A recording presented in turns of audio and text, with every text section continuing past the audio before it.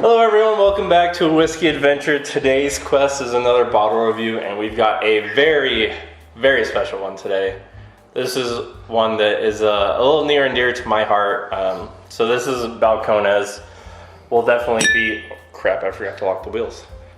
We'll be doing plenty of Balcones on this channel, most likely. It's one of my favorite distilleries in the world, not just the US, but in the world. And this is the Cataleja. So this is coming in at 59% ABV, that's 118 proof. And so this is a single malt made with 100% Golden Promise malted barley, which is a type of barley that is made in Scotland. So they're sourcing their barley straight from Scotland. And this was first aged in refill casks, so I'm assuming ex-bourbon casks. And then they are put in a variety of decommissioned sherry Solera puncheons, which include, I'm going to butcher all of these, Moscatel, Amontillado, Dulce, Oloroso, and Palo Cortado casks. And I read that some of these wine casks that they finished this in were up to 90 to 100 years old. So, wow. So a little bit of a story on this as I'm pouring this. So I was actually a little bit against my will forced out to Dallas, Texas last year in 2023 for work. And I was doing some... that's good. Look at that color too. Yeah, I was doing some, it was basically a schedule where I was working 10 days in a row and I would be off 4 days in a row. And so I had one weekend where I had 4 days off, and so I decided I'm in Dallas. It's not super close, you know, but I ended up driving, I think it was like 4 hours all the way down to Austin because, you know, the Whiskey Vault and Fing and Feather, Crowded Barrel, whatever you want to call them, they're down there over in Austin.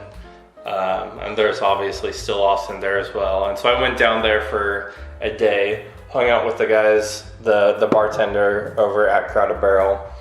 And then after that, I drove up to Waco, Texas, where Balcones is located.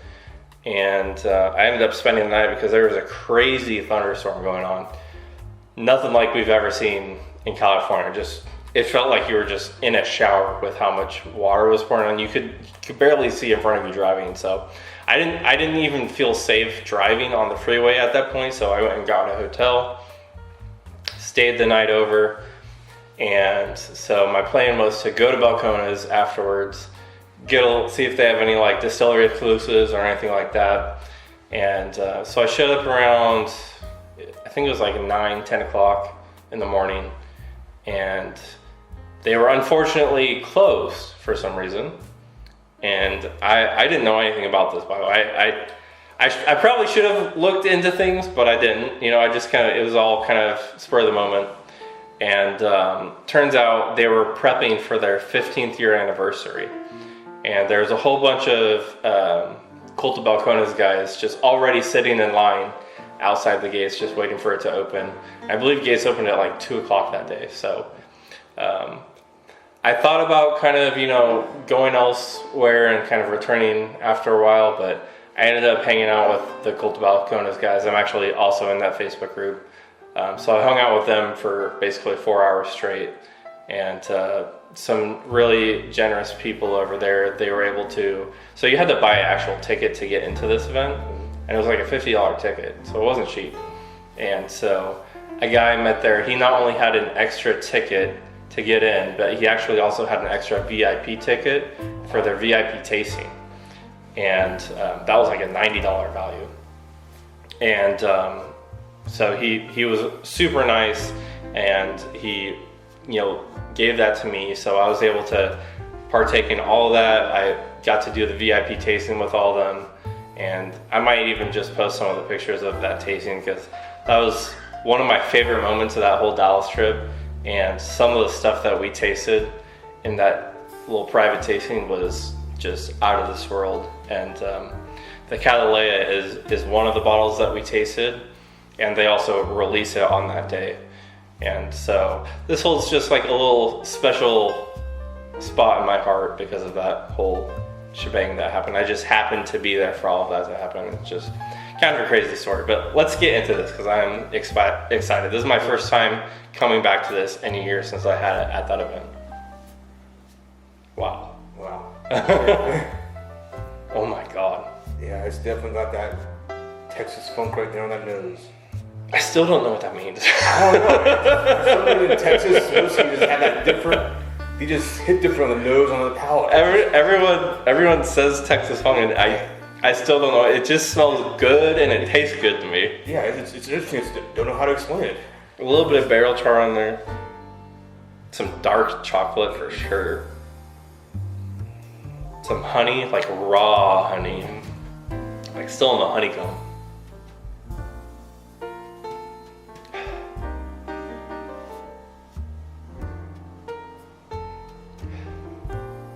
Dark fruits, lots of dark fruits. Yeah, I was rolling that fruitiness, that honeyness that came to it. It smells really good. I don't know if this is a thing, but it smells viscous. You know what I mean?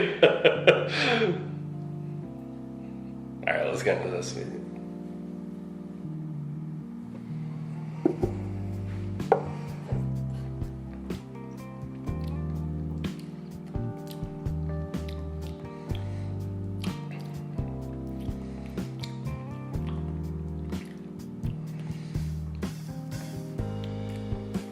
I don't even know how to describe that. Nor can I. The only word I can put on there is that Texas funk. It's just so unique, so different than what you would think of normal whiskeys. Mm-hmm. It completely breaks everything that I know of what to put it taste-wise. It almost reminds me of like a strong ale in a way. Okay. It's got that like sweet but bitterness to it. Super dark fruits for sure. Like that's just straight like plum. That honey it's there, but it's more like on the bottom of the palate.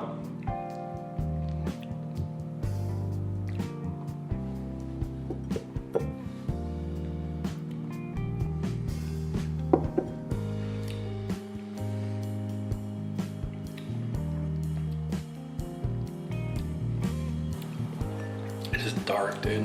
Very dark. See some more. It opens it up. Yeah.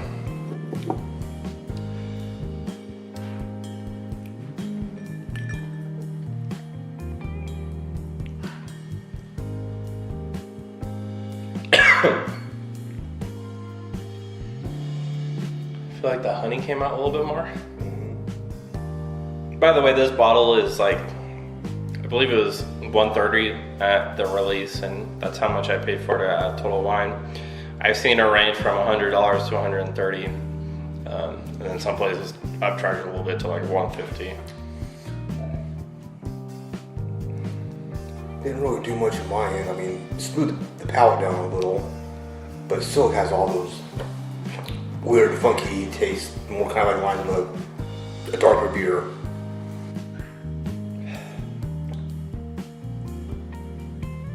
Raisins.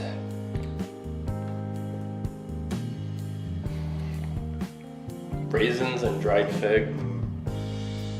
Helps if you open your mouth a little bit when you're nosing it.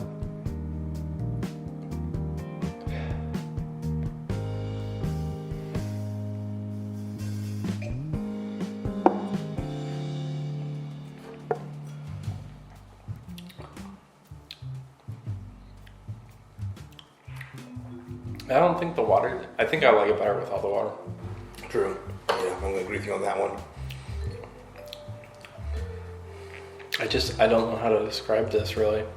I feel like there's almost a little bit of like a sparkly coppery note to it maybe. Copper, okay. Yeah, okay. Now think about it. It does like have more like a penny. It does have that mineral-y taste. Yeah.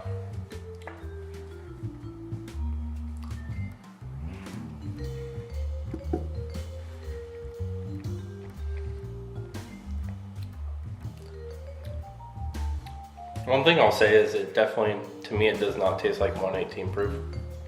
No, it does not. It goes down way too easy for it. Yeah, I feel like it's closer to like, if you get past the nose and palate on it, Yeah. it goes down real easy. I feel like it's like 100 and it tastes closer to 105. It's probably partially because of that viscosity. Super interesting though. It definitely kind of, it's quite a bit like I remember, you know. Like I said, it's been a year since I've had this.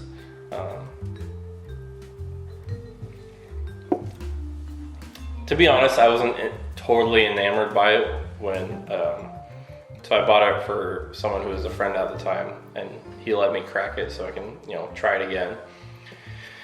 And I wasn't enamored by it, but it's so interesting, and I mostly bought it, well, for one, I bought it because I wanted to hit Grand Reserve for Total Wine.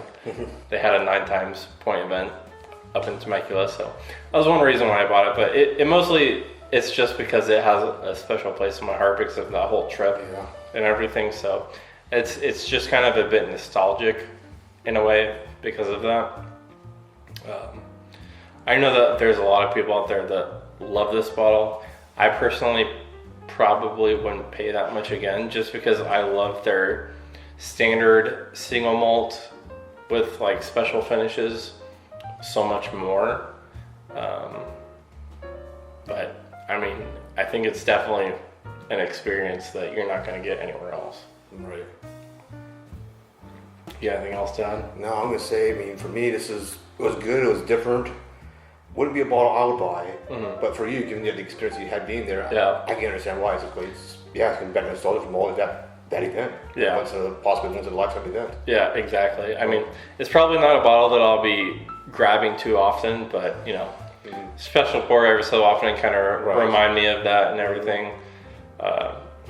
I am really, we'll probably never see it. It's probably just going to be out in Texas and whatnot, but some of the stuff that we got to taste in that tasting, it was a bunch of unreleased stuff. I didn't even know whiskey could taste like the stuff that I tasted back then. And so I'm really, like, there was one that was finished in like a Texas dessert wine cask. And it tasted like Christmas. It was like cranberries and clove and cinnamon. Wow. That one was my favorite one. Oh man, if I could get that one, I would gladly pay $150 for that. But yeah, I think that's gonna be it for this review, guys. If you guys have tried this, let me know what you guys think of it in the comments down below. If you have even seen this bottle, because it's only come to our area relatively recently, probably within the past month or two, so it's still kind of hard to get in a way. I don't know if this is going to be something that they're going to do on a yearly basis, or if this is like a one-time release that they're doing. But yeah, that's going to be it. Hope you guys enjoyed the video. Hopefully it's insightful for you guys, but we'll catch you guys next time.